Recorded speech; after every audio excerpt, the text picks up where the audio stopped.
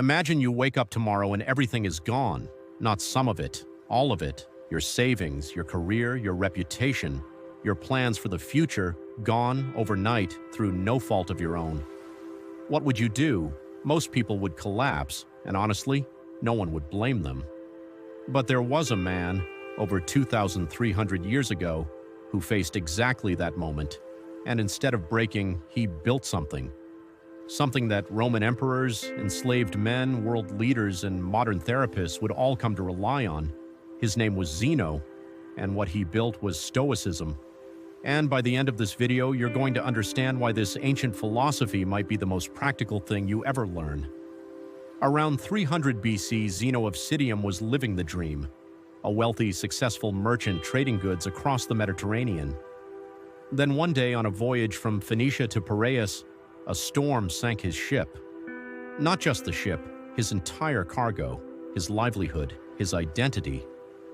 In a single afternoon, Zeno went from wealthy to broke. Now here's the question that matters. What is the correct response to that? Most of us would rage at the injustice of it. We'd grieve, we'd spiral. We might spend years asking, why me? Zeno did something different. He made his way to Athens, wandered into a bookshop, and started reading. He picked up the works of Socrates, then Xenophon, then Crates the Cynic. He was so captivated by philosophy that he asked the bookseller, "Where can I find men like these?" The bookseller pointed to a philosopher walking by and said, "Follow him," and Zeno did. That curiosity, born from total loss, gave the world one of its most enduring schools of thought. The Stoics gathered at a covered walkway in Athens called the Stoa Poikile, the painted porch. That's where the name comes from. And unlike most philosophers of the time, they didn't teach in private academies, they taught in public, for everyone. Because their core belief was radical for the time, wisdom belongs to everyone. So what exactly did Zeno teach? At the heart of Stoicism is one deceptively simple idea. Epictetus, who we'll get to in a moment, said it best. The chief task in life is simply this: to identify and separate matters so that I can say clearly to myself which are externals not under my control and which have to do with the choices I actually control. This is called the Dichotomy of Control, and it's the foundation of everything. Here's how it works. There are things in your life you can control: your thoughts, your responses, your effort, your character, the decisions you make. And there are things you cannot control: the economy, other people's opinions, traffic, illness, the algorithm, the weather, whether your boss is having a bad day. Most of us spend the majority of our mental energy on the second category, the stuff we can't control. And the Stoics looked at that and said, that is the root of almost all human suffering. Not the bad things that happen to you, but your insistence that they shouldn't have happened, or that things entirely outside your hands should have gone differently. Think about the last time you were genuinely deeply upset about something. Was it because of what happened, or because of your expectation that it shouldn't have happened that way? Rain, for example, is a perfectly natural event. We don't cry when it rains because we've accepted that rain is something that happens. But when a project fails, when someone betrays us, when life doesn't follow the script, we fall apart. The Stoics ask, what if we extended that same calm acceptance to everything outside our control? Not passive resignation, not indifference, but clear-eyed acceptance, followed by focused action on the things we actually have power over. Viktor Frankl, who survived Nazi concentration camps and founded a branch of modern psychotherapy, described this perfectly centuries later. Between stimulus and response, there is a space. In that space is our power to choose our response. That space is what Stoicism trains you to find. What's remarkable about Stoicism isn't just the philosophy, it's the people it produced. Epictetus, whose name literally means acquired, was born into slavery. He had no freedom, no status, no rights.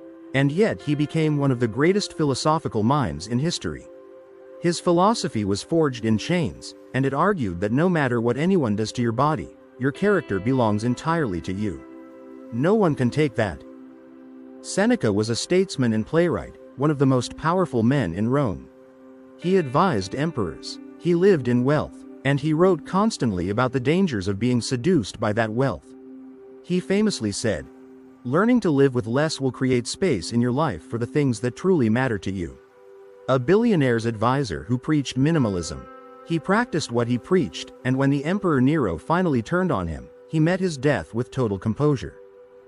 Marcus Aurelius was arguably the most powerful man alive during his time, Emperor of Rome, commanding millions of soldiers. He had every reason to become corrupt, paranoid, and brutal.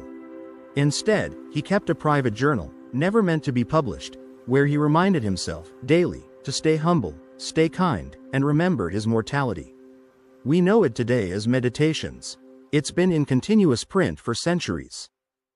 And then there's Nelson Mandela, who isn't ancient history. 27 years in prison for opposing apartheid. When he walked free and was elected president of South Africa, the world expected vengeance. His people expected vengeance. Mandela, who had spent his time in prison reading Marcus Aurelius, chose something else entirely. Reconciliation, rebuilding. He said the past was beyond their control now. What mattered was the future they could still shape. That's not weakness. That is Stoicism at its most powerful. Stoicism isn't just a mental trick. It's a full ethical system built on 4 virtues. Wisdom is the first and foundational virtue. It's the ability to see clearly, to distinguish what is in your control from what isn't, and to respond to life with reason rather than reaction.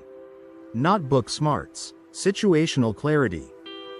Courage is the second. The Stoics had a phrase, persist and resist. Persist through difficulty, resist temptation, distraction, and the pull of comfort. Courage isn't the absence of fear, it's the decision to act rightly despite it. Temperance, or moderation, is the third. Not deprivation, not excess. Enough. The Stoics believed the right amount of anything creates space, too much of anything creates chains. While other men fought to climb Forbes lists, Stoics defined wealth simply as having what is essential, and then a little more. Justice is the fourth, and arguably the most important. The Stoics believed we are all, fundamentally, made for each other. Not just to coexist, but to actively do good for one another. This is why the early Stoics were remarkably progressive. They opposed slavery, they argued for the education of women at a time when that was unthinkable, and they coined the word cosmopolitan, citizen of the world, to describe their belief that no human being is a stranger. Musonius Rufus, the teacher of Epictetus, once argued publicly, "Why is it appropriate for men to seek out how they might live well, but not women?" That was radical in 60 AD, and the Stoics said it anyway. This is where it gets practical. Stoicism isn't just a set of beliefs, it's a set of exercises. Things you actually do. Negative visualization, or premeditatio malorum, is the practice of imagining the worst-case scenario. Not to become pessimistic, but to become prepared. If you've already imagined losing your job, the moment it happens is less catastrophic. If you've already imagined your phone breaking, you don't spiral when it does. The Stoics believed that imagining loss regularly makes you more grateful for what you have, and less shattered when things inevitably go wrong. Voluntary discomfort is the practice of intentionally making life harder, in small doses.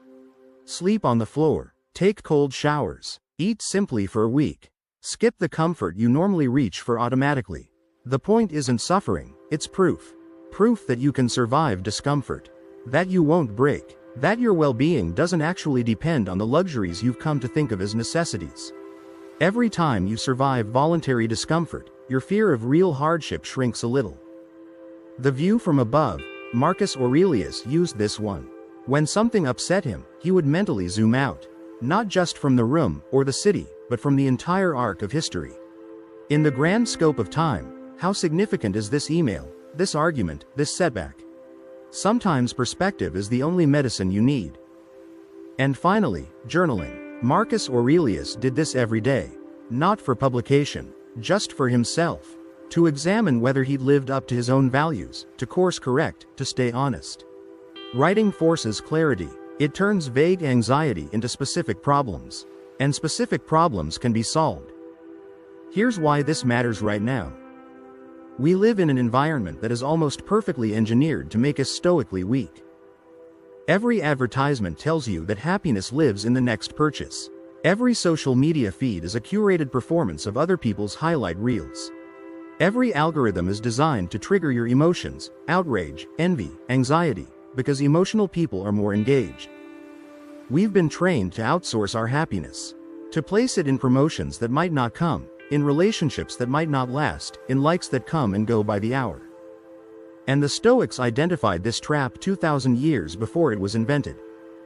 They said, if you place your happiness in the hands of external forces, you will always be at their mercy. And external forces will always, eventually, fail. Cars break down, markets crash, relationships end, bodies age, the algorithm changes. None of that can touch your character.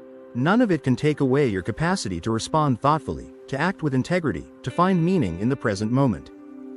That's not a coping mechanism. That is freedom. Modern psychology agrees. Rational emotive behavioral therapy, one of the most evidence-backed forms of therapy, is built almost entirely on Stoic principles. The core idea: it's not events that disturb us, but our interpretation of events. Change the interpretation, change the suffering. Logotherapy, developed by Frankl from inside a concentration camp, adds another layer. Meaning, even in the worst circumstances, humans can endure almost anything if they have a reason to. Stoicism offers both. Zeno lost everything in a shipwreck and built a philosophy. Epictetus was enslaved and became one of history's great teachers. Marcus Aurelius commanded an empire and spent his nights reminding himself to be humble. Nelson Mandela spent 27 years in a cell and emerged without bitterness. None of them were superhuman. None of them were free of pain or fear or loss. What they shared was a framework, a way of looking at the world that made them resilient, not because nothing bad happened to them, but because they decided, clearly and deliberately, that external chaos would not be the author of their inner life. That's the offer Stoicism makes to you. Not happiness through acquiring, not strength through suppressing your emotions, but a life built on the only thing that truly belongs to you: how you choose to respond. As Epictetus said, make the best use of what is in your power, and take the rest as it happens. That's it. That's the whole thing. The rest is practice. Make sure to like this video and subscribe to continue your self-development journey.